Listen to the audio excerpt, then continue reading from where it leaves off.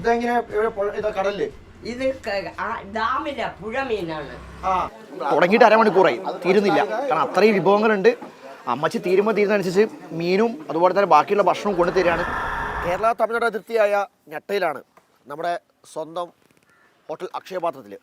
അതായത് നേരത്തെ ദൃശ്യങ്ങൾ കണ്ടല്ലോ. അപ്പോൾ കട ഇവിടുന്ന് മാറിയിരിക്കുകയാണ്. അപ്പോൾ കട ഉദ്ഘാടനം കഴിഞ്ഞിട്ട് ഒരു മാസമായി. അപ്പോൾ അന്ന് അമ്മച്ചി വിളിച്ചിരുന്നു, പക്ഷെ അന്ന് കാണാൻ പറ്റിയില്ല, വരാൻ പറ്റിയില്ല. വീണ്ടും നമ്മൾ അമ്മച്ചി കടയിൽ വന്നേക്കുകയാണ്.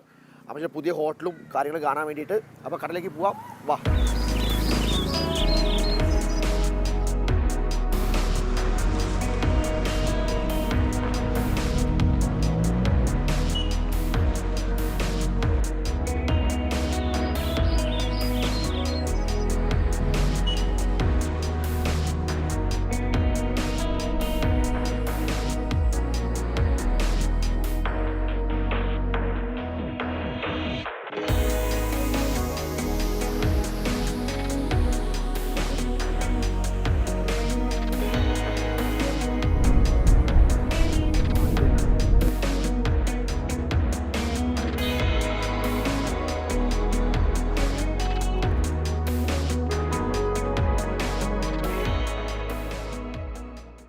കട ഗംഭീരമാക്കിയിട്ടുണ്ട് കേട്ടോ. പേര് മാറ്റിയിട്ടൊന്നുമില്ല, അക്ഷയപാത്രം തന്നെയാണ് പേര്. കട എന്നാൽ ഇത് ഉഷാറാക്കി. CCTV ക്യാമറ എല്ലാം വെച്ചിട്ടുണ്ട്. അപ്പോൾ ഭക്ഷണം കാര്യം കഴിക്കാം, വാ.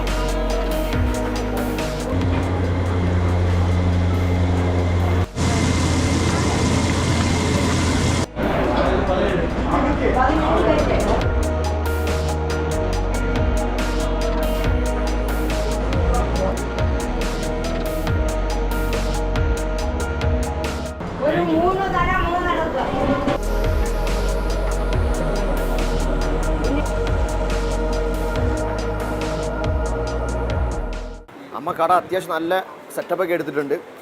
അമ്മയെ നോക്കാം, അടുക്കളയിലുണ്ട്. അമ്മേ ഇതുണ്ട് മീന് വറക്കുക. കട പൊളിച്ചല്ലോ. മീൻ ഉഷാറാക്കിയല്ലോ എല്ലാം കൂടെ. ഇത്ര നല്ല പൈസ ചെലവാക്കിയോ കടക്ക്? അപ്പൊ നമ്മളെ പഴയ കട എന്താക്കി ഇപ്പൊ അവിടെ? പഴയ കടയാണ് മക്കളെ എല്ലാം വളർത്തിയത്. പഴയ കടയും ചാനല് കയറും സിറ്റിയിലെ എല്ലാ നാട്ടിലെ ആമക്കളും പെമ്മക്കളും സഹോദരങ്ങളും തന്നെ ഈ നിലയ്ക്ക് കൊണ്ടെത്തിച്ച് സെറ്റപ്പാക്കി. അവർക്ക് 100 നന്ദി.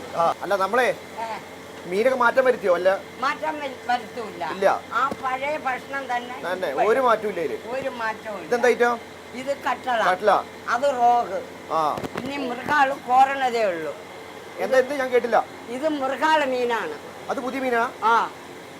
മൃഗാള് കണ്ടില്ലല്ലോ അന്നില്ല. കട്ടള, റോഗ്, മൃഗാള്, റിപ്പല്ലി, സ്ലോപ്പി, ഇതൊക്കെയാണ് ഐറ്റങ്ങള്. ഇത് സ്ലോപ്പിയാണ്. കണ്ടോ? ഇതെല്ലാം ഡാമല്ലേ? ഇത് ഡാമീനല്ലേ? ഡാമിലെ മീനല്ല, എല്ലാം പുഴ മീനാണ്. ഇത് സ്ലോപ്പിയാണ്. നമ്മളിപ്പോഴേ ഇപ്പൊ ടോക്കൺ ആക്കിയില്ല കാര്യങ്ങളൊക്കെ. ടോക്കൺ ആക്കിയില്ലെങ്കിൽ പറ്റൂല മക്കളെ.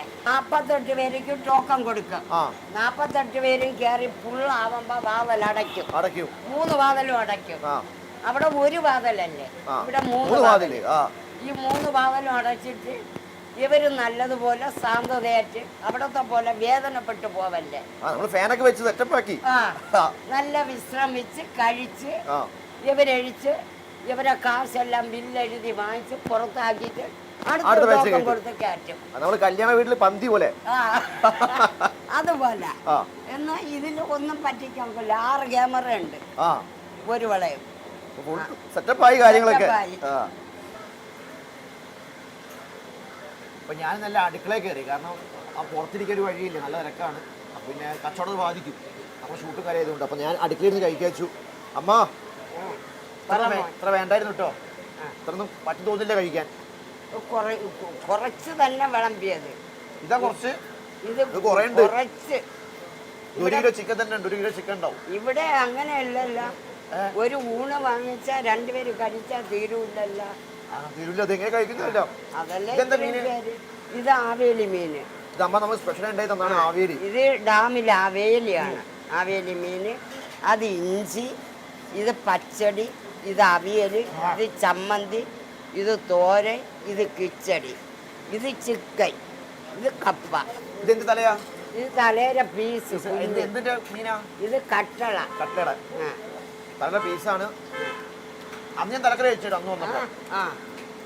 അത് മകൻ പറഞ്ഞിരുന്നെങ്കിൽ ഒരു തല മാറ്റി വെച്ചിരിക്കുവായിരുന്നു. അത് കുഴപ്പമില്ല, നീ വരാലോ. 2 മക്കളും കഴിക്കണില്ലേ?